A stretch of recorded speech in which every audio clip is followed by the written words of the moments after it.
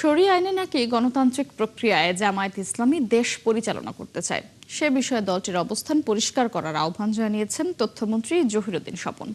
আজ জাতীয় প্রেস ক্লাবের স্মরণ সভায় এই আহ্বান জানান তিনি। এতে যোগ দিয়ে ঢাকা দক্ষিণ সিটি কর্পোরেশনের প্রশাসক আব্দুস সালাম বলেন, একটি দল বিএনপির বিরুদ্ধে অপপ্রচারে ব্যস্ত।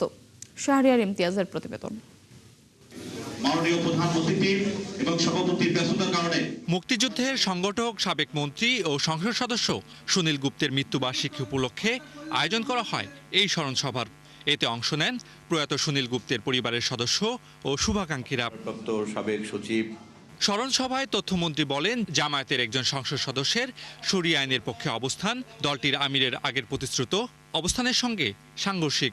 গত 14 জানুয়ারি জামায়াত ইসলামের কেন্দ্রীয় কার্যালয়ে যখন খ্রিস্টান সম্প্রদায়ের একটি প্রতিনিধি দল দেখা করতে গিয়েছিল, সেখানে স্পষ্টভাবেই জামায়াতের আমির ডক্টর শফিকুর রহমান, আজকের বিরোধী দলীয় নেতা, তিনি বলেছেন যে তারা শরিয়া আইন রাখবেন না, দেশের প্রচলিত সংবিধান আইন অনুযায়ী তারা ক্ষমতায় গেলে দেশ পরিচালনা করবেন।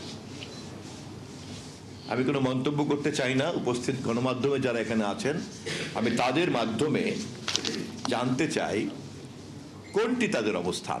একই অনুষ্ঠানে ডিএসসিসির প্রশাসক বলেন, বিগত 17 বছরের আন্দোলন সংগ্রামের মধ্য দিয়েই বিএনপি তৈরি করেছে জুলাই গণঅভ্যুত্থানের পথরেখা। প্রধানমন্ত্রী বারবার দাঁড়িয়ে পার্লামেন্টে বলছেন যে জুলাই সনদের প্রতিটা অক্ষর আমরা বাস্তবায়ন করতে চাই, আর সে জায়গায় তারা মিথ্যা বলে বেড়াচ্ছে জুলাই সনদের নাকি ধারে কাছেই নাই।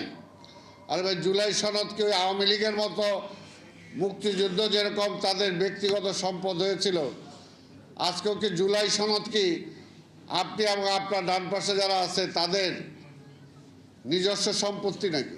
দেশের গণতান্ত্রিক অগ্রযাত্রা টিকিয়ে রাখতে বিরোধী দলকে ধৈর্য ধরার আহ্বানও জানান তিনি। জনগণের ম্যান্ডেট নিয়ে ক্ষমতায় আসছে, কাজে আপনারা তো জনগণের ম্যান্ডেট পান নাই। জনগণের পক্ষে কথা বলতে হলে বিএনপি বলবে। শাহরিয়ার ইমতিয়াজ, ৭১, ঢাকা।